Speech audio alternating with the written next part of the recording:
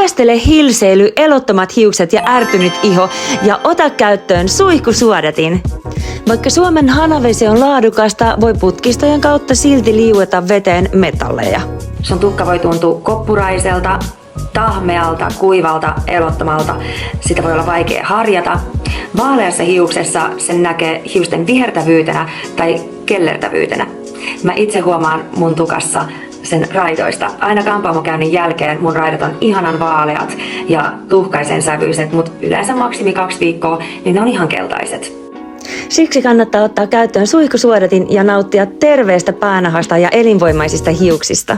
Nyt mun raidat on pysynyt ihanan vaaleina, tää asennus on muuten tosi helppo ja eron huomaa todellakin jo ekan kerran jälkeen. Kuulas on muuten suunniteltu yhteistyössä kampaajan kanssa, erityisesti hiusten hyvinvointia ajatellen.